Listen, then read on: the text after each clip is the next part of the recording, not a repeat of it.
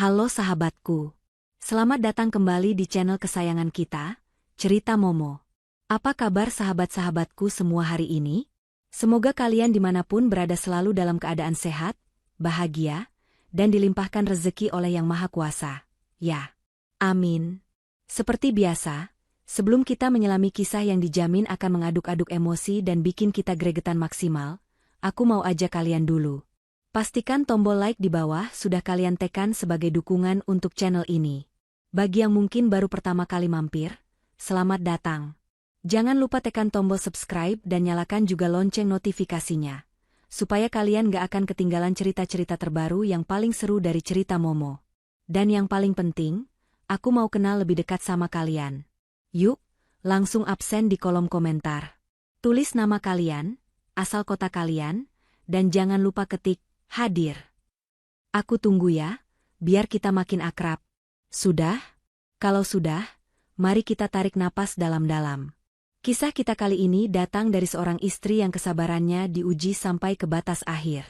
Judulnya, Suami dan Mertua Sengaja Membuatku Sibuk Agar Aku Tak Ikut Liburan Mereka ke Korea. Dia berkata, "Kau wanita miskin, lebih baik menjaga rumah." Tapi 3 hari kemudian, mereka panik. "Kujo, maaf, aku sibuk." Bagaimana rasanya dihina miskin dan sengaja ditinggal pergi oleh suami dan ibu mertua sendiri? Tapi bagaimana jika pembalasan yang datang jauh lebih mengejutkan dari yang mereka bayangkan? Tanpa berlama-lama lagi, mari kita masuk ke ceritanya. Suara melengking Bu Tiwi membelah keheningan pagi di rumah mewah bergaya minimalis modern itu. Randy, cepat, mana syal kasmir ibu yang ibu beli di Paris itu? Yang warnanya krem gading. Masa mau ke Korea yang sudah mulai dingin tidak bawa itu? Bagaimana sih persiapan kalian? Di ruang tengah yang luas, 2 koper branded berukuran jumbo sudah terbuka menganga. Randy, sang suami, yang sudah tampak rapi dengan kemeja flanel mahal dan celana jeans desainer, terlihat sedikit panik. Dia membongkar isi tas kabinnya dengan gusar. "Sebentar, Bu. Tadi Randy yang masukkan sendiri. Harusnya ada." Di sudut ruangan, Salsa, istri Randy, sedang berlutut dengan sabar di lantai marmer yang dingin. Tangannya dengan telaten memasukkan strip-strip obat dan botol vitamin ke dalam tas kecil khusus. Dia hanya mengenakan daster katun sederhana bermotif bunga kecil, rambutnya diikat asal. Pemandangan yang sangat kontras dengan kemewahan di sekelilingnya. "Ini, Bu, obat lambung, obat pusing, dan vitamin untuk cuaca dingin, semua sudah Salsa siapkan di tas kecil ini. Nanti tinggal dimasukkan ke tas tangan ibu," ujar Salsa lembut, tanpa mengangkat wajahnya. Bu Tiwi mendecakkan lidah, melirik sinis ke arah menantunya. "Telat. Harusnya semua itu sudah siap dari semalam. Kau ini lelet sekali, sih, Sal. Ibu, kan sudah bilang, ibu tidak mau repot di bandara. Kalau begini caranya, bisa-bisa ibu lupa minum obat." Salsa menarik napas dalam-dalam, menghembuskannya perlahan agar tidak terdengar. Sudah semalaman dia tidak tidur, memastikan semua keperluan suami dan ibu mertuanya untuk liburan seminggu ke Korea itu lengkap. Dari charger ponsel, paspor, hingga pakaian dalam mereka. Tapi sepertinya, tidak ada satu hal pun yang dia lakukan pernah terasa benar di mata Bu Tiwi. "Maaf, Bu. Tadi Salsa pastikan dulu dosisnya tidak salah." "Sudahlah, Bu. Nanti kita beli lagi saja syal baru di sana. Yang lebih bagus," kata Randy, akhirnya menyerah mencari. "Enak saja kamu bicara. Itu syal edisi terbatas. Harganya mahal sekali." Bu Tiwi masih mengomel. Matanya beralih menatap tajam ke Salsa. "Pasti gara-gara kau. Kau, kan yang membereskan lemari ibu kemarin? Kau sembunyikan di mana? Hah? Kau iri, kan, tidak bisa ikut?" Salsa terkejut dengan tuduhan itu. "Astaga, Bu. Tidak mungkin Salsa." "Ah, Sal. Tunggu sebentar." Randy memotong ucapan Salsa, seolah teringat sesuatu yang jauh lebih penting. Dia berjalan cepat ke arah meja kerjanya yang megah di sudut ruang keluarga. Dia mengambil setumpuk dokumen yang tebalnya hampir setara kamus, lalu melemparnya dengan keras ke atas meja kopi di depan Salsa. Bunyi debuman kertas itu membuat Salsa sedikit terlonjak. Lihat ini, kata Randy dengan nada serius, menunjuk tumpukan kertas itu. Ini data audit dari tim keuangan. Kacau sekali. Salsa menatap dokumen-dokumen itu. Dia tahu persis apa isinya. Dia yang merancang sistemnya bertahun-tahun lalu, sebelum dia memutuskan pensiun dini untuk menikah dengan Randy. Dia pura-pura memasang wajah bingung. Ada apa ini, Mas? Kelihatannya rumit. Randy berdeham, membusungkan dadanya seolah sedang memegang kendali masalah besar. Ada masalah besar, Sal. Data klien kita dari Seoul Global Partners, yang mau kita temui di Korea itu, datanya tidak sinkron dengan laporan triwulan kita. Kacau sekali. Aku baru dapat email semalam. Ini gawat, bisa-bisa kontrak miliaran kita putus kalau datanya tidak beres. Bu Tiwi yang tadinya sibuk dengan syalnya, kini ikut nimbrung. Terus? Kenapa dilempar ke istrimu? Suruh saja orang kantormu yang kerjakan. Gaji mereka mahal, kan? Randy menggeleng cepat. Tidak bisa, Bu. Ini data rahasia perusahaan. Sangat rahasia. Tidak bisa sembarang orang yang pegang. Hanya aku. Dan ya, Salsa. Randy menatap istrinya. Nada bicaranya sedikit merendah, seolah sedang memberi sebuah kehormatan. Kau, kan jago soal angka-angka begini. Dulu kau, kan? Lulusan terbaik akuntansi, Mas. Iya, aku ingat, potong Salsa pelan, nyaris tak terdengar. Dia menahan senyum miris. Randy bahkan sering lupa nama alma maternya. Dia hanya ingat Salsa, jago angka, seperti seorang juru tulis pribadi. Nah, itu maksudku, seru Randy. Pintar. Kau bereskan ini, ya, sayang. Selama kami di Korea, kau harus audit manual semuanya. Cek satu persatu, baris per baris. Cari di mana letak kesalahannya. Data ini harus sudah beres dan ada di mejaku begitu aku pulang. Mengerti? Ini demi masa depan perusahaan kita. Salsa terdiam sejenak. Perusahaan kita? Batinnya, sejak kapan? Bukankah ini perusahaan Mas Randy dan ibunya? Salsa akhirnya mengangkat wajahnya, memasang ekspresi kecewa yang sudah sangat sering ia latih. Jadi, aku tidak jadi ikut. Mas? Bukankah Mas Randy bilang, ini liburan keluarga? Sekalian Mas mau mengenalkan aku secara resmi ke Tuan Kim sebagai istri Mas? Randy tampak salah tingkah. Dia melirik cemas ke arah ibunya. Bu Tiwilah yang langsung maju mengambil alih panggung. Ibu mertuanya itu tertawa kencang, tawa mengejek yang suaranya seperti garpu menggores piring kaca. Hah? Ikut? Kau bilang mau ikut, Salsa? Bu Tiwi memandang Salsa dari ujung rambut sampai ujung kaki. Menilai daster katun yang sedikit lusuh di bagian lututnya, karena terlalu sering dipakai membersihkan rumah. Kau mau pakai baju apa ke Seoul nanti? Pakai daster itu? Kau mau mempermalukan Randy di depan Tuan Kim dan mitra bisnis lainnya? Begitu? Aku punya baju lain, Bu. Baju yang Mas Randy belikan waktu itu. Cicit Salsa pelan, mencoba membela diri. Baju apa? Baju-baju diskon di mall itu? Bu Tiwi semakin menjadi-jadi. Dengar, ya, Salsa. Ini acara penting perusahaan. Yang datang itu orang-orang kelas atas. Mereka pakai baju desainer, jam tangan miliaran. Mereka tidak akan mengerti penampilan sederhana sepertimu. Randy mencoba melerai, tapi dengan cara yang salah. Sudahlah, Bu. Kan Salsa memang harus kerja di rumah. Pekerjaan ini jauh lebih penting daripada sekadar ikut makan malam. Perkataan Randy bagaikan bensin yang menyiram api di hati Bu Tiwi. Dia tersenyum penuh kemenangan. Dia mendekati Salsa, menatap menantunya itu dengan pandangan merendahkan. Tuh, dengar. Suamimu sendiri yang bilang. Pekerjaanmu itu di rumah, desis Bu Tiwi. Dia menepuk-nepuk pundak Salsa dengan kasar, seolah sedang menepuk debu di keset. Lagi pula, Bu Tiwi melanjutkan, suaranya sengaja dikeraskan agar terdengar di seluruh ruangan. Buat apa wanita miskin sepertimu ikut? Kau itu tidak cocok. Tempatmu di sini. Lebih baik kau menjaga rumah dan selesaikan pekerjaan suamimu. Biar Randy bisa fokus mencari uang untuk menghidupimu. Paham kau? Kata-kata wanita miskin itu terdengar begitu tajam dan menghina. Randy hanya diam, pura-pura sibuk mengecek ponselnya, tidak berani membela istrinya barang sedikit pun. Sudah, Sal. Ini demi kebaikan kita. Cepat bereskan koper kami. Taksi bandara sebentar lagi datang. Salsa tidak menjawab. Dia hanya diam, terpaku di tempatnya. Perlahan, Salsa menundukkan kepalanya. Bahunya terlihat sedikit bergetar, seolah sedang menahan tangis yang hebat. Butiwi tersenyum puas. Dia mengira telah berhasil mematahkan semangat dan harga diri menantunya sekali lagi. Salsa memang menunduk.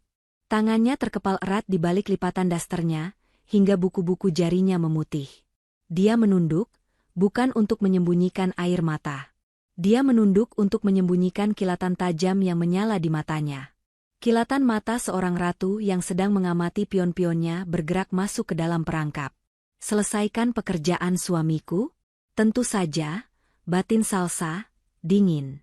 Akan kuselesaikan, sampai ke akar-akarnya. Taksi mewah berwarna hitam metalik itu, akhirnya berhenti tepat di depan lobi utama rumah mereka. Sopir bergegas turun, membuka bagasi, siap memasukkan koper-koper mahal itu. Salsa, dengan wajah yang masih tertunduk, mendorong koper Randy dan Butiwi melintasi teras. Dia sengaja bergerak sedikit lebih lambat, membiarkan suami dan ibu mertuanya berjalan angkuh mendahuluinya. Sudah. Jangan pasang muka melas begitu di depan sopir. Bentak Butiwi pelan, namun tajam, saat dia melewati Salsa tanpa menoleh. Kau itu harusnya bersyukur Randy masih mau menampungmu di rumah sebesar ini. Jaga rumah ini baik-baik selagi kami pergi. Jangan sampai ada debu sedikit pun. Randy berhenti sejenak di depan pintu mobil. Dia menatap Salsa, lebih seperti seorang atasan menatap bawahan yang baru saja diberi tugas berat. Jaga rumah baik-baik, Sal. Dan ingat, audit itu. Pekerjaan itu sangat penting. Jangan sampai aku kecewa. Randy menepuk-nepuk pipi Salsa, bukan dengan sayang, tapi dengan tepukan meremehkan. Kalau kau beres kerjanya, nanti Mas belikan oleh-oleh gantungan kunci pagoda. Kau pasti suka, kan? Salsa hanya bisa menelan ludah. Hatinya terasa perih. Gantungan kunci. Begitulah Randy menilai kerja kerasnya selama berhari-hari nanti. Dia memaksakan seulas senyum tipis dan mengangguk pelan. Hati-hati di jalan, Mas. Bu. Semoga pertemuannya lancar dan liburannya menyenangkan. Dia mengulurkan tangan, mencoba meraih tangan Randy untuk bersalaman, sebuah ritual istri yang mengantar suaminya. Tapi Randy sudah keburu menarik tangannya, sibuk menjawab panggilan di ponselnya. Ya, halo? Tentu, kita sudah di jalan ke bandara. Siap untuk kontrak besar. Randy masuk ke mobil sambil tertawa pongah. Sama sekali tidak memedulikan tangan istrinya yang menggantung canggung di udara. Butiwi masuk menyusul, membanting pintu mobil cukup keras. Salsa berdiri mematung di teras, memandangi mobil itu melaju perlahan meninggalkan halaman rumah. Dari balik kaca jendela yang gelap, Salsa tahu apa yang sedang terjadi. Benar saja. Begitu mobil melaju mulus di jalan raya, Butiwi langsung beraksi. Cepat, Ren. Foto ibu. Foto ibu di mobil mewah ini. Harus kelihatan logo di kursinya. Biar teman-teman arisan ibu tahu ibu mau ke Korea. Seru Butiwi, segera memperbaiki tatanan rambutnya. Randy, sambil terkekeh, menurutinya. Siap, Bu. 1, 2, 3. Bagus. Butiwi memeriksa hasil foto di ponsel Randy. Sekarang unggah.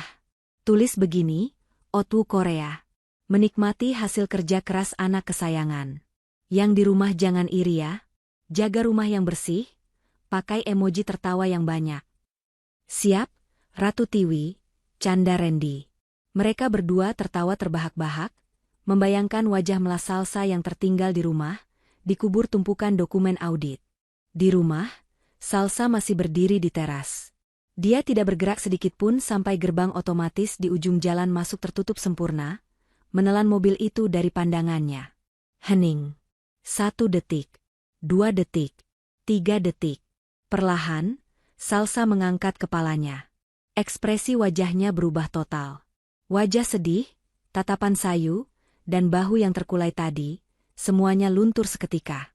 Wajahnya kini dingin, datar, dan matanya yang tadi dibuat redup, kini menatap lurus ke depan, tajam seperti mata elang. Senyum miris yang tadi dipaksakannya menghilang, digantikan oleh seringai tipis yang penuh perhitungan. Dia berbalik, berjalan kembali masuk ke dalam rumah. Langkahnya tidak lagi diseret pelan. Dia melangkah tegap dan pasti di atas lantai marmer. Dia berhenti di depan meja kopi, menatap tumpukan dokumen tebal yang dilemparkan Randy tadi. Dokumen yang katanya sangat rahasia dan penting. Salsa tersenyum sinis. Dia mengangkat tumpukan kertas itu. Dia bahkan tidak perlu membukanya. Dia tahu persis data fiktif, apa yang sengaja dibuat Randy untuk menyibukkannya selama seminggu. Salsa membawa tumpukan dokumen itu, bukan ke meja kerja, tapi ke dapur. Dia berjalan lurus ke arah tempat sampah besar di sudut ruangan, dan tanpa keraguan sedikitpun, dia menjatuhkan seluruh tumpukan kertas itu ke dalamnya. Bunyi kertas-kertas yang masuk ke tempat sampah terdengar memuaskan. Audit, desis Salsa pelan. Suaranya terdengar berbeda, lebih berat dan penuh keyakinan. Audit yang sesungguhnya baru akan dimulai. Salsa tidak membuang waktu sedetik pun. Dia melangkah ke arah rak bumbu, menggeser sebuah toples gula, dan menekan tombol tersembunyi di baliknya. Sebuah laci kecil di bawah konter terbuka. Di dalamnya, tergeletak sebuah ponsel flagship keluaran terbaru. Sangat berbeda dengan ponsel lamanya yang layarnya sedikit retak yang biasa ia pakai di depan Randy dan Bu Tiwi. Ponsel itu menyala begitu disentuh sidik jarinya. Layar utamanya bukan foto pernikahan, melainkan data pergerakan saham. Dia menekan satu nomor panggil cepat. Pak Bahtiar, sapa Salsa. Suaranya kini berubah total. Tak ada lagi nada cicitan pelan atau keraguan. Suaranya tegas, berwibawa, dan penuh otoritas yang tak terbantahkan. Mereka sudah berangkat. Rencana A berjalan lancar. Terdengar suara pria yang sopan dan sangat hormat dari seberang telepon. Baik, Nona Salsa. Sesuai instruksi Anda, tim Seoul sudah siaga di terminal VVIP Incheon. Limosin penjemputan sudah menunggu. Bagus, kata Salsa, sambil berjalan cepat. Saya akan ke bandara sekarang. Pastikan lounge VVIP Garuda sudah diamankan. Saya tidak mau ada gangguan dari siapapun. Dan pastikan tim Jakarta mulai bergerak mengamankan aset begitu saya mendarat di Incheon. Semua siap dilaksanakan, Nona. Salsa menutup telepon. Dia tidak berjalan ke kamar tidur utama yang ia tempati bersama Randy. Dia melangkah lurus menuju ruang kerja almarhum ayahnya. Ruangan yang selama ini selalu dikunci, yang Randy dan Bu Tiwi anggap hanya berisi arsip tua berdebu yang tidak ada harganya.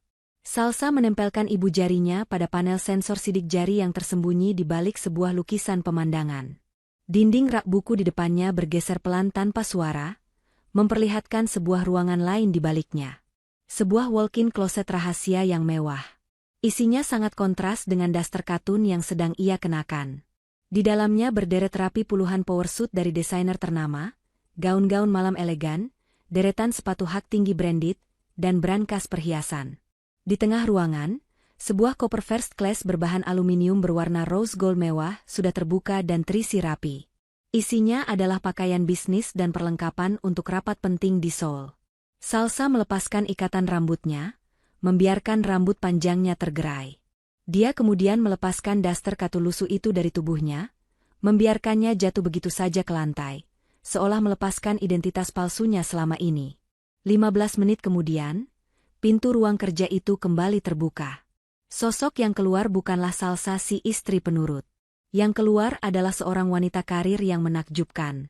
Dia mengenakan blazer wool berwarna ivory gading yang pas di badan, celana bahan yang serasi, dan stiletto hitam mengkilap. Rambutnya disanggul modern dengan sangat rapi. Wajahnya dipoles riasan tipis namun berkelas, dan kacamata hitam besar menutupi separuh wajahnya, menambah kesan misterius dan berkuasa. Tepat saat itu, sebuah sedan mewah hitam legam berhenti di teras depan. Pak Bahtiar, seorang pria parubaya berpenampilan necis, turun dan membukakan pintu belakang dengan hormat. Semua siap, Nona Salsa, ujarnya sambil menunduk. Bagus. Jalankan mobilnya, perintah Salsa sambil masuk ke mobil. Perjalanan ke bandara terasa tenang. Salsa tidak melewati keramaian counter check-in yang tadi dilewati Randy dan Bu Tiwi. Dia berjalan santai melalui jalur VVIP First Class, di mana petugas bandara sudah menunggunya dan membungkuk hormat. Kini, Salsa duduk di private lounge eksklusif, menyesap teh chamomile hangat dengan sangat tenang. Dia membuka ponsel pintarnya dan melihat unggahan Bu Tiwi yang sudah mendapatkan puluhan komentar, "Selamat bersenang-senang," dari teman-teman arisannya. Salsa membaca ulang caption itu, "Yang di rumah jangan iri ya, jaga rumah yang bersih."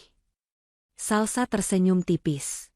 "Oh, tentu saja, Ibu," batin Salsa. "Aku akan membersihkan rumah ini.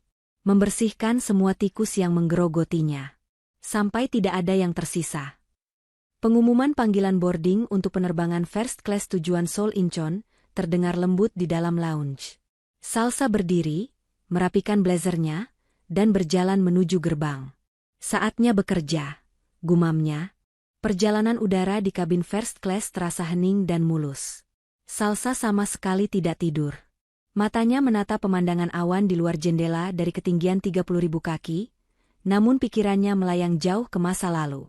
Semua ini dimulai 5 tahun lalu, saat ayahnya, almarhum Pak Anindya, masih hidup. Ayahnya adalah seorang visioner.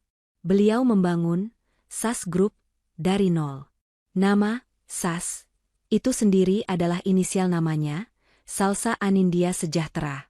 Perusahaan itu adalah jiwanya, dan Salsa adalah pewaris tunggalnya. Namun, Pak Anindya adalah pria yang sangat berhati-hati. Beliau tahu dunia bisnis kejam, dan beliau tahu putrinya, meskipun brilian, memiliki hati yang terlalu lembut. Lalu datanglah Randy. Randy adalah manajer muda yang ambisius, tampan, dan sangat pandai bicara. Dia mempesona Salsa. Keduanya jatuh cinta, atau setidaknya, Salsalah yang jatuh cinta dengan tulus. Pak Anindya, yang sudah puluhan tahun memakan garam dunia bisnis, bisa mencium aroma keserakahan di balik senyum menawan Randy. Saat pernikahan mereka disiapkan, Pak Anindya jatuh sakit keras. Dalam minggu-minggu terakhirnya, beliau menyusun sebuah rencana induk yang brilian untuk melindungi putrinya. Randy mengira, setelah Pak Anindya wafat, dia akan otomatis mengendalikan perusahaan sebagai suami dari ahli waris tunggal. Inilah kesalahan fatal pertamanya. Pak Anindya memang menunjuk Randy sebagai CEO SAS Group. Sebuah posisi mentereng yang membuat Randy mabuk kepayang akan kekuasaan. Randy merasa telah memenangkan segalanya. Dia merasa mertuanya itu akhirnya mengakui kehebatannya. Tapi Randy tidak tahu satu hal penting. SAS Group yang dipimpin Randy hanyalah perusahaan operasional. Sebuah cangkang indah yang menjalankan bisnis sehari-hari. Sementara 90% saham dari holding company, perusahaan induk yang memiliki semua aset, properti, dan modal inti, diam-diam telah dipindahkan atas nama Salsa, di bawah perwalian Pak Bahtiar, pengacara kepercayaan keluarga Anindya. Randy, sang CEO hebat itu, hanyalah seorang CEO boneka. Gajinya besar, fasilitasnya mewah, tapi dia tidak punya kuasa apa-apa atas aset perusahaan. Dia tidak bisa menjual, membeli, atau meminjam uang tanpa persetujuan tertulis dari Dewan Wali, yang ketuanya adalah Salsa sendiri, yang identitasnya dirahasiakan di balik jaringan hukum Pak Bahtiar. Selama 4 tahun pernikahan mereka, Salsa membiarkan Randy bermain dengan mainannya. Awalnya, Salsa tulus berharap Randy akan berubah.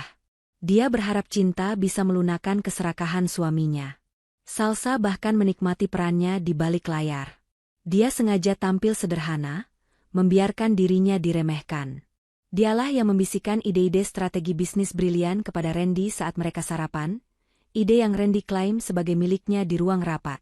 Dialah yang menggunakan jaringannya, atas nama almarhum ayahnya, untuk membuka pintu koneksi-koneksi besar, koneksi yang Randy kira dia dapatkan karena karismanya. Randy mengira dia hebat. Randy mengira dia jenius yang memajukan perusahaan. Padahal, dia hanya boneka yang talinya dipegang erat oleh Salsa. Semuanya berubah 6 bulan lalu, ketika Bu Tiwi memutuskan untuk pindah tinggal bersama mereka. Kehadiran ibu mertuanya itu menguak sisi terburuk Randy. Hinaan, wanita miskin, tidak berpendidikan, tidak selevel, menjadi santapan harian Salsa. Randy, alih-alih membela istrinya, justru ikut menikmatinya. Dia merasa semakin superior. Dia mulai lupa siapa dirinya. Cinta Salsa mati perlahan-lahan. Puncaknya adalah rencana liburan ke Korea ini. Salsa, melalui Pak Bahtiar, menemukan fakta bahwa Randy berencana menemui Tuan Kim dari Seoul Global Partners, SGP, bukan untuk perusahaan. Randy berencana membuat perusahaan cangkang baru di Korea, menggunakan nama SGP untuk menarik investor, dan perlahan-lahan mengalihkan dana dari SAS Group ke rekening pribadinya di Seoul. Dia berani mencoba mencuri dari istrinya sendiri. Saat itulah Salsa memutuskan, permainannya harus berakhir. Salsalah yang mengatur undangan bisnis palsu ini. Dia yang memastikan Randy dan Bu Tiwi mendapatkan tiket. Dia yang membocorkan data audit palsu itu kepada Randy, agar Randy punya alasan sempurna untuk meninggalkan Salsa di rumah. Semuanya berjalan sesuai rencana induk Salsa. Pemberitahuan dari kapten pilot bahwa mereka akan segera mendarat di Bandara Internasional Incheon, Seoul, menarik Salsa kembali dari lamunannya. Salsa mendarat dengan mulus. Sebagai penumpang first class, dia keluar lebih dulu. Dia tidak perlu berjalan jauh. Seorang petugas bandara sudah menunggunya di depan pintu pesawat, memegang papan bertuliskan, Miss Anindya. Salsa dibawa melewati jalur VVIP, di mana proses imigrasi dan pengambilan bagasi diurus oleh tim khusus. Hanya butuh 5 menit baginya untuk keluar dari bandara. Di lobi kedatangan VVIP yang sepi dan mewah, seorang wanita Korea berpenampilan profesional membungkuk dalam-dalam. Selamat datang di Seoul, Chairwoman Anindya. Saya Park Minjo, asisten Anda selama di sini. Limosin Anda sudah siap. Sementara itu, di Terminal 1 Utama, penerbangan Randy dan Bu Tiwi mendarat. Mereka harus berdesakan keluar dari pesawat bersama ratusan penumpang lain. Mereka harus berjalan kaki berkilo-kilometer menuju bagian imigrasi. Aduh, panas sekali. Ramai. Bau kimchi di mana-mana. Keluh Bu Tiwi, mengipasi wajahnya dengan paspor. Ini bandaranya kok begini. Ren? Tidak ada jalur khusus? Ibu kira kita tamu penting. Randy mulai berkeringat di balik kemeja flanel mahalnya. Dia celingukan, mencari-cari namanya di antara puluhan sopir travel yang memegang papan nama. Sabar, Bu. Mitra kita, SGP, pasti kirim penjemputan VVIP. Pasti mereka menunggu di luar. Mereka mengantre di imigrasi selama 45 menit. Bu Tiwi tidak berhenti mengomel. Setelah mengambil koper, mereka bergegas ke pintu keluar kedatangan. Ramai sekali. Randy menyipitkan mata, mencari tanda, Tuan Randy, CEO SAS Group. Tidak ada. Sama sekali tidak ada. Mana? Ren? Mana penjemputannya? Desak Bu Tiwi, kakinya mulai pegal. Randy mencoba menelepon nomor kontak SGP yang dia punya. Tidak diangkat. Dia mulai panik, tapi gengsinya terlalu tinggi. Mungkin mereka terjebak macet. Bu. Kita naik taksi premium saja. Jangan khawatir. Mereka akhirnya harus mengantre di jalur taksi bandara biasa, di tengah keramaian turis lain, menyeret koper-koper mahal mereka di trotoar yang becek karena sisa hujan. Di sisi lain kota Seoul, limosin hitam yang membawa Salsa meluncur mulus tanpa suara. Mobil itu tidak menuju ke hotel turis. Mobil itu memasuki kawasan elit Gangnam, berhenti di depan lobi private sebuah gedung pencakar langit yang ultra mewah. Salsa masuk ke lift pribadi, yang membawanya langsung ke lantai paling atas. Pintu lift terbuka, memperlihatkan sebuah penthouse 2 lantai yang spektakuler, dengan dinding kaca dari lantai ke langit-langit, menyuguhkan pemandangan 360 derajat kota Seoul yang gemerlapan di malam hari. Ini bukan hotel. Ini adalah salah satu properti milik SAS Group. Milik Salsa. Selamat beristirahat, Chairwoman. Rapat dengan Tuan Kim dari SGP yang asli dijadwalkan besok lusa pukul 10 pagi, ujar Park Minjo. Salsa mengangguk. Terima kasih, Minjo. Anda boleh pergi. Salsa meletakkan tas tangannya. Dia berjalan ke dinding kaca, menatap lampu-lampu kota. Jauh di bawah sana, di suatu tempat di jalanan yang macet, Randy dan Bu Tiwi baru saja memulai liburan neraka mereka. Hari pertama di Seoul seharusnya menjadi awal yang gemilang bagi Randy dan Bu Tiwi. Namun, setelah insiden di bandara, di mana mereka harus mengantre taksi biasa seperti turis rombongan, suasana hati Bu Tiwi sudah telanjur keruh. Hotel macam apa ini, Ren? Kenapa kita tidak dapat suite yang paling besar? Yang ada kolam renang pribadinya? Gerutu Bu Tiwi begitu mereka masuk ke kamar deluxe di Lotte Hotel Seoul. Kamar itu sebenarnya sangat mewah, dengan pemandangan menara Namsan dan bathtub marmer yang besar. Tapi bagi Bu Tiwi, yang gengsinya sudah terluka di bandara, semua terasa kurang. Randy melempar jasnya ke sofa. Dia juga kesal. Sudahlah, Bu. Kamar ini saja harganya sudah puluhan juta semalam. Ini sudah yang terbaik yang bisa dipesan mendadak. Tim SGP itu, mungkin mereka salah jadwal penjemputan. Nanti juga mereka menelepon untuk minta maaf. Randy meraih ponselnya, mengecek email. Kosong. Tidak ada email permintaan maaf dari Seoul Global Partners. Tidak ada jadwal rapat baru. Tidak ada apa-apa. Aneh, gumam Randy. Mereka yang mengundang kita ke sini, tapi mereka yang menghilang. Menghilang bagaimana? Bu Tiwi langsung waspada. Jangan bilang perjalanan kita sia-sia. Ibu sudah bilang ke semua teman arisan ibu kalau kau mau tanda tangan kontrak besar di Korea. Tidak mungkin sia-sia, Bu. Randy berkata cepat, lebih untuk meyakinkan dirinya sendiri. Mereka tahu siapa aku. CEO SAS Group. Mungkin mereka sedang mempersiapkan sambutan yang luar biasa. Biasa, kan, orang Korea. Mereka suka basa-basi. Bu Tiwi tampak sedikit tenang, lalu matanya berbinar.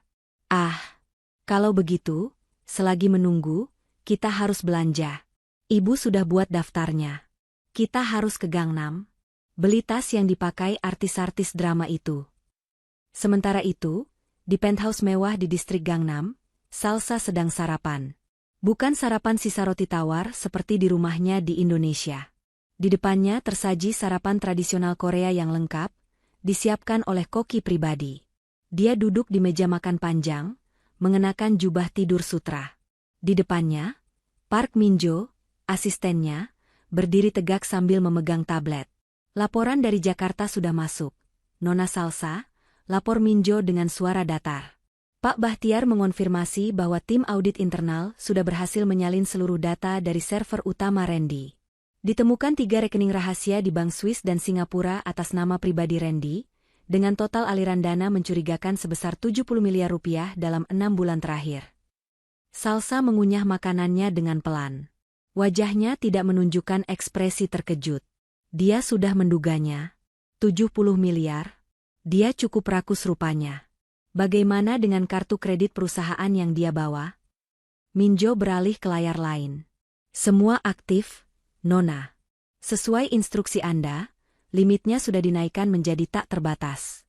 Dan kami sudah memasang pelacak transaksi real time. Bagus, kata Salsa. Biarkan dia. Biarkan dia menghabiskan uangnya. Semakin banyak dia menggesek kartu perusahaan untuk kepentingan pribadi, semakin tebal berkas penggelapan dana yang kita punya. Biarkan dia menggali kuburannya sendiri.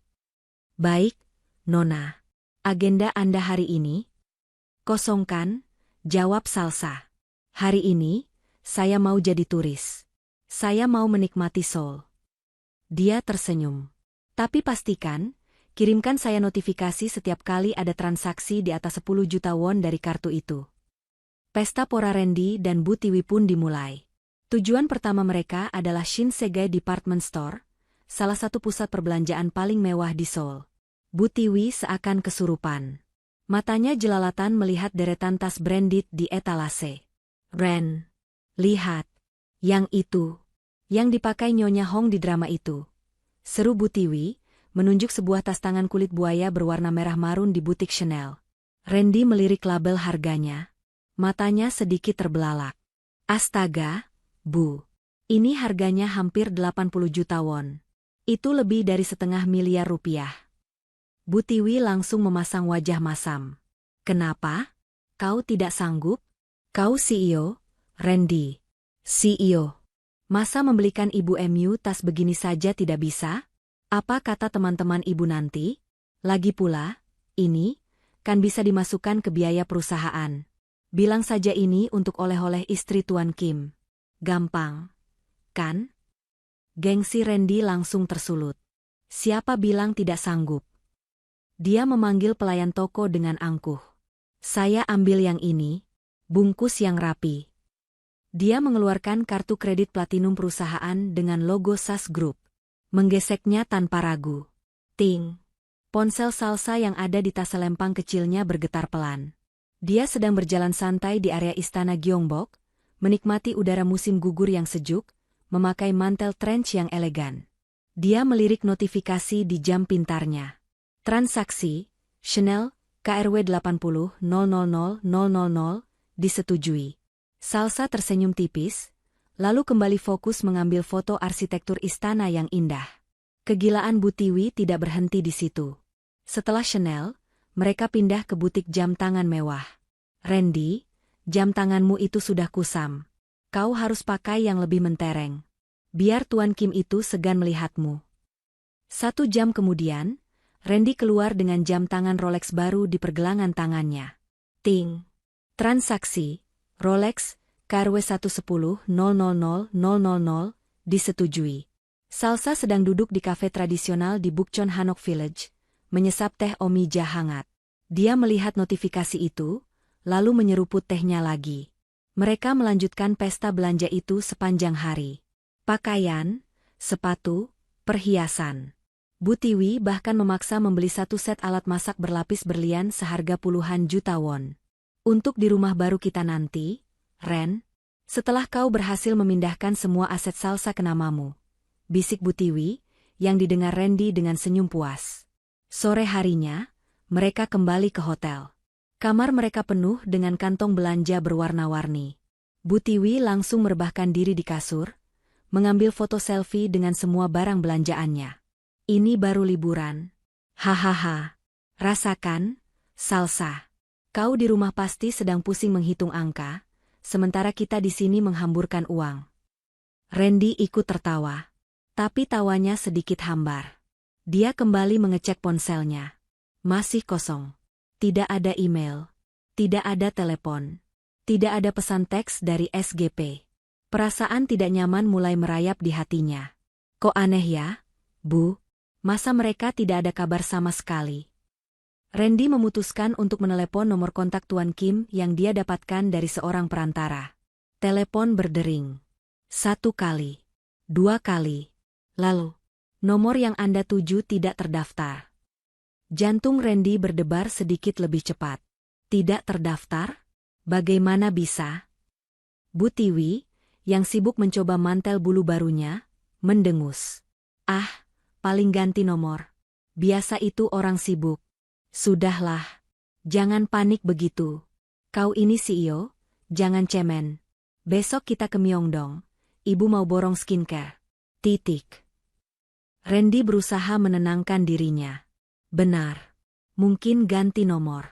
Tidak mungkin mereka menipuku. Aku ini CEO SAS Group. Tidak mungkin. Dia butuh sesuatu untuk mengembalikan rasa superioritasnya. Dia butuh pengingat bahwa dia adalah sang pemegang kendali.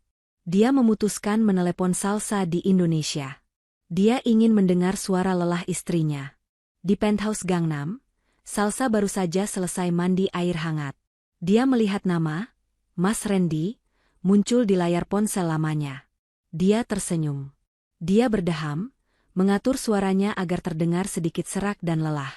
Dia mengangkat telepon. Halo, Mas? Halo, Sal, bagaimana? Sudah beres auditnya? Tanya Randy, nadanya angkuh dan tidak sabar. Salsa sengaja menghela napas panjang. Aduh, Mas.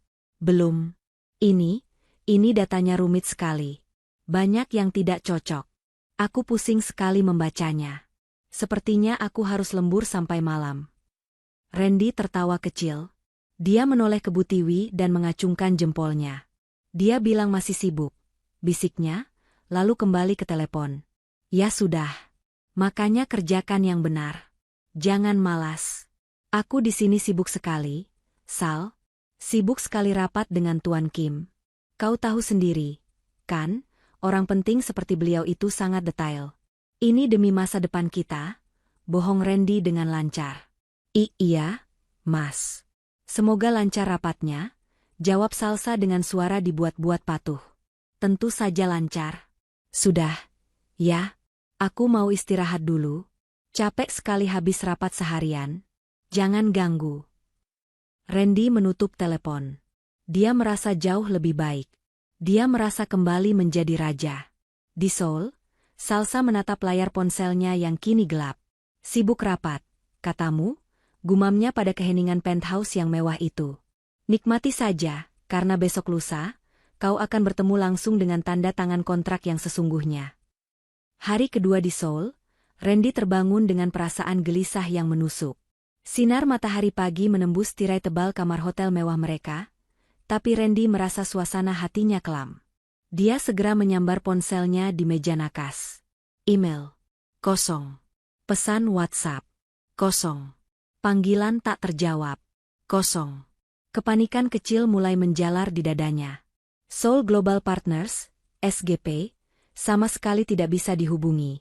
Sejak mereka mendarat, tidak ada satupun kabar dari Tuan Kim, orang yang katanya sangat ingin bertemu dengannya. Ren, cepat bangun. Kau janji kita mau ke Myeongdong hari ini. Ibu mau borong skincare. Yang katanya pakai lendir siput emas itu. Suara Bu Tiwi memecah keheningan, terdengar riang dari kamar mandi. Randy mengusap wajahnya dengan kasar. Sebentar, Bu. Ini aneh sekali. Mitra kita tidak ada kabar sama sekali. Seharusnya mereka sudah mengirim jadwal pertemuan hari ini. Bu Tiwi keluar dari kamar mandi, wajahnya sudah terpoles riasan tebal, siap untuk berbelanja lagi. Ah, kau ini penakut sekali, Sio Kok Cemen. Pikirkan yang positif. Mungkin mereka sedang menyiapkan kejutan besar untukmu. Kontrak yang lebih besar. Sudah biasa itu di dunia bisnis. Kau, kan yang bilang sendiri. Randy mencoba mempercayai kata-kata ibunya. Mungkin ibu benar. Tapi hatinya tetap tidak tenang. Sudahlah. Ayo cepat. Kau pakai jam tangan barumu itu. Pakai jas yang paling mahal. Biar orang-orang Myeongdong tahu kita ini orang kaya. Perintah Bu Tiwi, sama sekali tidak peduli pada kegelisahan putranya. Randy terpaksa menuruti kemauan ibunya. Mereka menghabiskan separuh hari di Myeongdong. Bu Tiwi benar-benar kalap. Dia memborong puluhan kotak serum, krim, dan masker wajah. Randy menggesek kartu kredit perusahaan lagi dan lagi. Setiap kali mesin edisi berbunyi, disetujui, Randy merasa sedikit lega. Setidaknya uangnya masih ada. Tapi di sela-sela memegang kantong belanjaan ibunya, dia terus-menerus mengecek ponselnya. Tetap kosong. Di penthouse Gangnam, suasana jauh berbeda. Salsa sedang duduk di meja kerjanya yang menghadap jendela kaca raksasa. Dia tidak sedang berbelanja. Dia sedang memimpin rapat virtual lintas benua. Di layar besar di depannya, terpampang wajah serius Pak Bahtiar dari kantor Jakarta, dan beberapa orang lain dari tim hukumnya di Singapura dan Swiss. Nona Salsa, lapor Pak Bahtiar, suaranya tenang dan profesional. Laporan dari Jakarta. Seperti yang Nona duga, RUPS luar biasa, Rapat Umum Pemegang Saham luar biasa, sudah kami siapkan landasan hukumnya. Bukti penggelapan 70 miliar itu sudah kami amankan. Tim audit internal sudah berhasil mengunci seluruh akses Randy ke server utama SAS Group. Efektif 1 jam yang lalu, dia sekarang hanya melihat data, cermin, yang sudah kita siapkan. Salsa mengangguk. Data cermin itu artinya, dia masih bisa melihat data keuangan, tapi itu data palsu yang kita kontrol. Tepat sekali, Nona. Dia tidak akan sadar bahwa di Jakarta, kita sedang mengambil alih semuanya. Dia tidak bisa lagi mengakses dana segar, tapi limit kartu kreditnya sengaja kita biarkan terbuka, untuk menjeratnya lebih dalam pada tindak pidana pencucian uang. Bagus, kata Salsa, matanya berkilat dingin. Bagaimana dengan Seoul Global Partners? Pak Bahtiar tersenyum tipis. Sesuai rencana, Nona. Seoul Global Partners, yang mengundangnya ke Korea itu adalah perusahaan cangkang yang kita dirikan 3 bulan lalu. Ini adalah inti dari jebakan Salsa. Terungkaplah segalanya. Randy, dalam keserakahannya, memang berencana membuat perusahaan baru di Korea untuk menyedot aset SAS Group.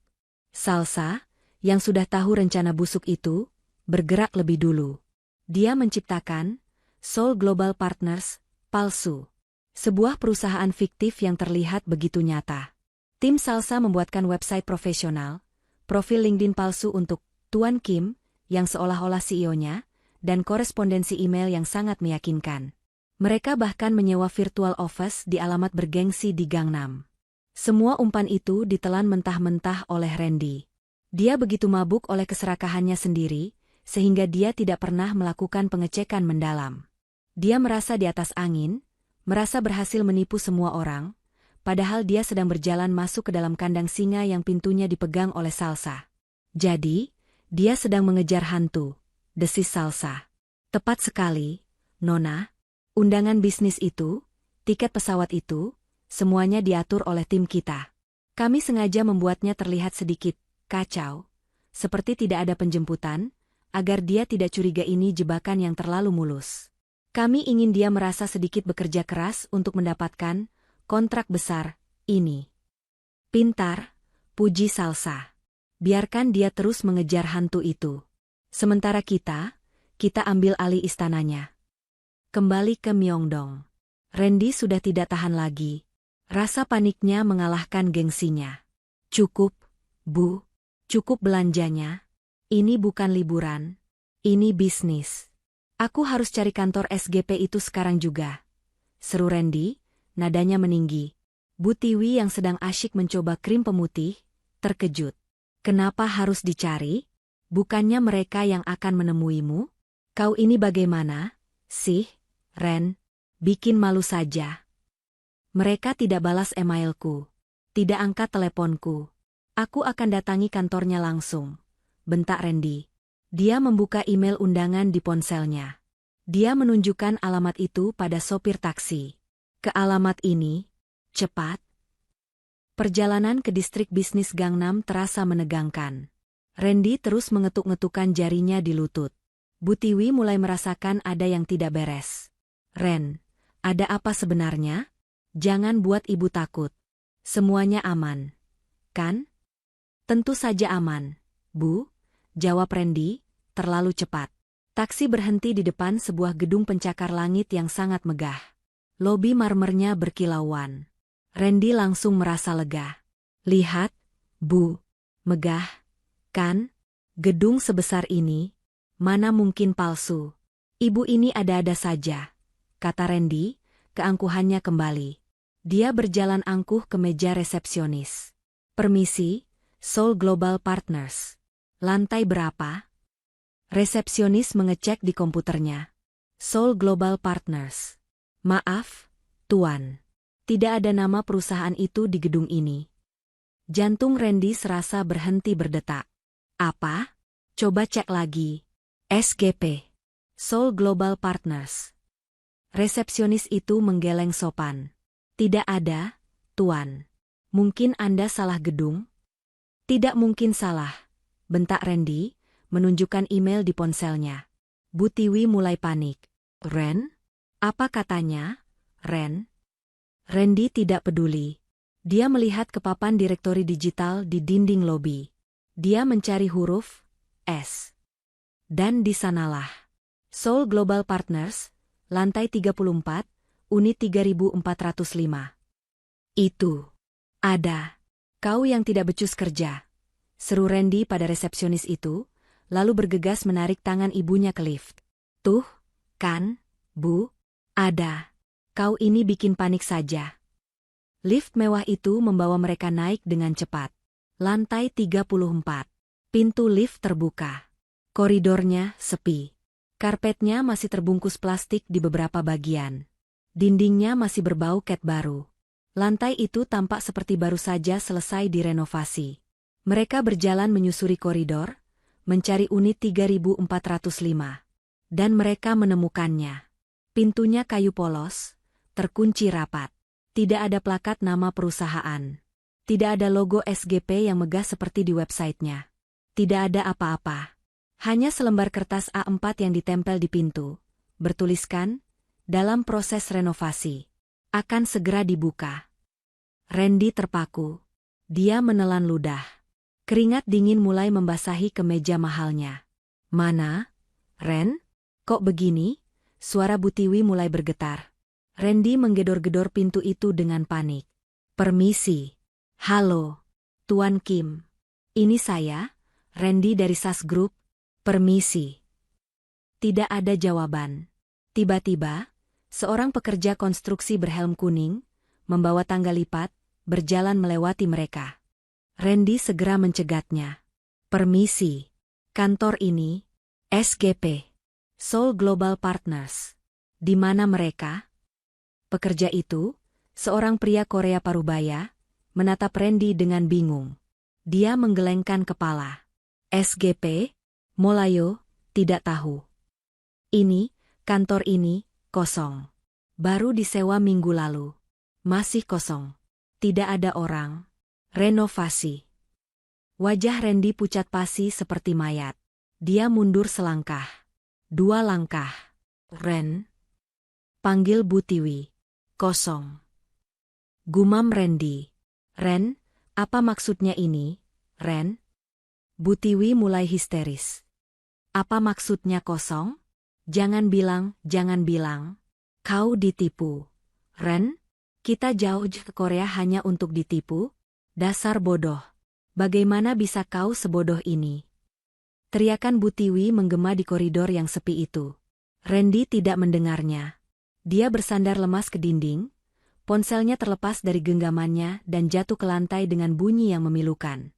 Di penthouse-nya, beberapa kilometer dari sana, Salsa menerima pesan di ponsel pintarnya. Pesan itu dari tim keamanan gedung yang sudah ia tempatkan di sana. Target sudah di lokasi. Target terlihat sangat panik. Misi selesai. Salsa tersenyum. Dia menekan tombol intercom di mejanya. Park Minjo, siapkan mobil. Besok pagi, saya ada rapat penting. Baik, Nona. Rapat dengan siapa? Dengan Tuan Kim, jawab Salsa. Tuan Kim yang asli. Malam itu, di kamar hotel mewah yang tiba-tiba terasa seperti penjara, suasana begitu mencekam hingga terasa sesak. Kemewahan di sekeliling mereka, kantong-kantong belanja branded, pemandangan kota Seoul, spray sutra, semua terasa seperti ejekan yang pahit. Randy Sutejo terduduk lemas di tepi tempat tidur. Tatapannya kosong, terpaku pada karpet tebal di bawah kakinya. Wajahnya yang biasa angkuh kini pucat pasi, basah oleh keringat dingin. Ponselnya yang jatuh di koridor tadi layarnya retak, menambah kesan kehancuran. Bu Tiwi, sebaliknya, tidak bisa diam. Dia mondar-mandir seperti singa betina yang terluka. Napasnya terengah-engah. Bukan karena lelah, tapi karena amarah dan kepanikan yang luar biasa. Kau ditipu, Ren. Suara melengkingnya memecah keheningan. Bodoh. Bodoh. Anak tidak berguna. Berani-beraninya kau menyeret Ibu MU jauh-jauh ke sini hanya untuk dipermalukan. Kau bilang kau CEO hebat. Kau bilang kau jenius bisnis. Tapi kau ditipu mentah-mentah oleh kantor kosong. Bu Tiwi menyambar salah satu kantong belanjaan Chanel dan melemparkannya ke arah Randy. Buat apa semua ini? Hah? Buat apa tas puluhan juta ini kalau ternyata kita ditipu? Malu. Malu, Ren. Apa yang harus ibu katakan pada teman-teman arisan ibu nanti? Mereka semua menunggumu pulang bawa kontrak miliaran. Randy tersentak. Dia mengangkat kepalanya. Matanya merah. Diam. Bu. Diam, bentaknya, suaranya serak. Ini pasti hanya salah paham. Mungkin mereka pindah kantor. Iya, mereka pindah kantor mendadak. Perantara itu pasti salah kasih alamat. Perantara mana? Sembur Bu Tiwi. Perantara yang juga tidak bisa kau hubungi. Begitu? Sudahlah, Ren. Akui saja. Kau gagal. Kau bodoh. Tidak. Randy berdiri. Gengsinya terluka parah. Dia tidak bisa menerima kenyataan ini. Ini pasti ada yang tidak beres. Tapi aku tidak gagal. Kau lihat. Randy meraih dompetnya, mengeluarkan kartu kredit platinum SAS Group. Uangnya masih ada. Aku masih CEO.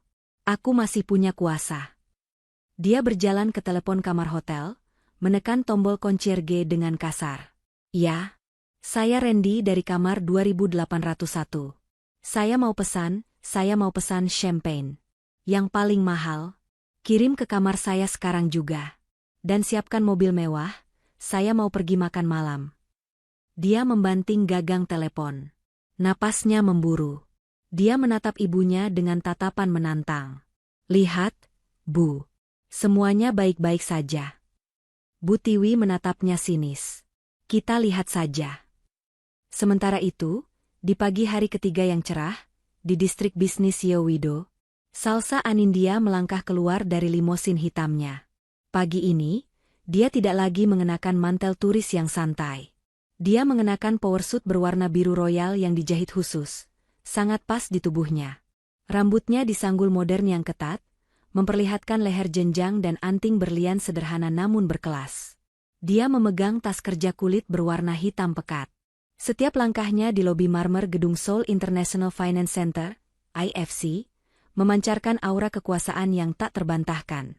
Dia bukan lagi Salsa si istri berdaster. Dia adalah chairwoman Anindya. Dia masuk ke lift pribadi, diantar oleh Park Minjo, dan naik ke lantai 60, di mana kantor pusat Seoul Global Partners, SGP, yang sesungguhnya berada. Pintu lift terbuka. Pemandangan Sungai Han terbentang megah di balik jendela-jendela kaca raksasa. Seorang pria Korea parubaya yang sangat gagah dan berwibawa, mengenakan setelan jas 3 potong yang sempurna, sudah menunggunya. Ini adalah Tuan Kim Jae-wook, CEO dan pendiri SGP yang asli, seorang taipan industri yang sangat dihormati di Asia. Suatu kehormatan yang luar biasa akhirnya bisa bertemu langsung. Chairwoman Anindya, sapa Tuan Kim dalam bahasa Inggris yang fasih, membungkukkan badannya dengan hormat. Salsa membalas bungkukan itu dengan anggun. Kehormatan ada di pihak saya, Tuan Kim. Terima kasih sudah meluangkan waktu. Mereka duduk di ruang rapat utama yang megah. Hanya mereka berdua, ditambah Pak Bahtiar yang hadir melalui sambungan video telekonferensi super jernih di layar besar.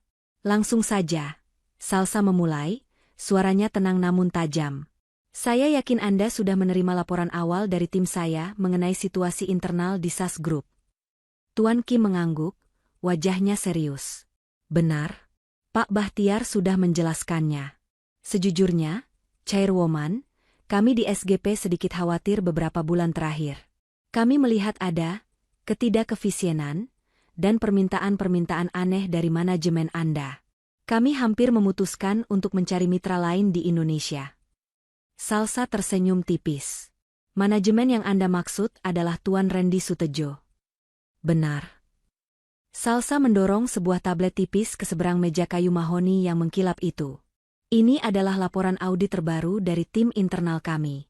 Seperti yang Anda lihat, Tuan Randy telah menggelapkan dana perusahaan sebesar 70 miliar rupiah ke rekening pribadinya di Swiss. Tuan Kim melihat angka-angka itu. Alisnya terangkat, namun dia tidak tampak terkejut. Saya sudah menduganya. Gaya hidupnya terlalu flamboyan untuk seorang CEO profesional. Dan ini, lanjut Salsa, adalah rincian transaksi kartu kredit perusahaan yang dia gunakan atas nama SAS Group. Selama 2 hari terakhir, di sini, di kota Anda, Tuan Kim. Layar tablet itu kini menampilkan daftar panjang. Chanel, Rolex, Louis Vuitton, butik-butik mahal, restoran bintang 5. Totalnya mencapai ratusan juta rupiah, hanya dalam 48 jam. Wajah Tuan Kim mengeras. Ini tidak bisa diterima. Ini bukan cara kami berbisnis. Ini adalah pencurian. Tepat sekali, kata Salsa. Dan itulah mengapa saya terbang ke sini. Dia mengambil napas sejenak, menatap lurus ke mata Tuan Kim. Per hari ini, pukul 9 pagi waktu Jakarta, rapat umum pemegang saham luar biasa telah dilaksanakan. Pak Bahtiar di layar angkat bicara. Dan RUPS telah secara resmi menyetujui pemberhentian Tuan Randy Sutejo dari posisinya sebagai CEO SAS Group, efektif saat ini juga. Mata Tuan Kim membelalak sedikit, kali ini jelas terkesan. Cepat sekali. Luar biasa. Salsa melanjutkan. Saya, Salsa Anindya, sebagai pemilik 90% saham dan chairwoman Barusas Group, akan mengambil alih seluruh negosiasi kontrak kerja sama strategis ini secara pribadi. Saya datang untuk meyakinkan Anda bahwa era manajemen korup di SAS Group telah berakhir. Mulai hari ini, Anda berbisnis langsung dengan pemiliknya. Tuan Kim terdiam selama beberapa detik, menatap wanita muda di depannya yang memancarkan kepercayaan diri yang begitu kuat. Lalu, dia tersenyum lebar. Senyum tulus seorang pebisnis ulung yang menemukan mitra sepadan. Ini adalah kabar terbaik yang saya dengar sepanjang tahun ini, Chairwoman Anindya, kata Tuan Kim, mengulurkan tangannya ke seberang meja. Salsa menjabat tangan itu dengan erat. Kalau begitu, mari kita mulai membahas bisnis yang sesungguhnya. Mereka tenggelam dalam diskusi strategi, angka, dan proyeksi miliaran dolar selama 1 jam berikutnya. Salsa menguasai setiap detail. Dia tidak hanya jago angka, seperti kata Randy, dia adalah seorang ahli strategi yang brilian. Tuan Kim benar-benar terpesona. Kontrak ini disepakati, kata Tuan Kim akhirnya. SGP akan berinvestasi penuh. Salsa tersenyum. Terima kasih atas kepercayaan Anda. Setelah rapat selesai, Tuan Kim mengantar Salsa sampai ke lift pribadi. Saya dengar, suami Anda yang sudah tidak lagi menjabat itu juga ada di Seoul. Mencari SGP yang lain? Tanya Tuan Kim, sedikit geli. Sebuah kesalahan administrasi yang memalukan, Tuan Kim, jawab Salsa diplomatis. Tapi saya jamin, dia akan segera mengurus masalahnya sendiri. Saya mengerti, Tuan Kim tertawa kecil. Nikmati sisa waktu Anda di Seoul, Chairwoman. Saat di dalam limosin yang melaju tenang, Salsa mengirim satu pesan singkat kepada Pak Bahtiar. Kontrak aman. Jalankan rencana B. Baik, Nona. Hari ketiga di Seoul baru saja berganti menjadi sore. Di kamar Hotel Lotte, Randy dan Bu Tiwi masih membeku di tempat mereka. Kehancuran dari penemuan kantor palsu itu masih menggantung berat di udara. Randy telah menghabiskan 2 jam terakhir mondar-mandir di kamar, mencoba menghubungi perantara misterius yang mengatur pertemuan itu. Nihil. Nomornya sudah tidak aktif. Sudah ibu bilang. Kau ditipu. Raung Bu Tiwi untuk kesekian kalinya. Dia duduk di sofa, dikelilingi kantong-kantong belanjaan yang kini terlihat seperti tumpukan sampah mahal. Lalu sekarang bagaimana, Ren? Kita pulang.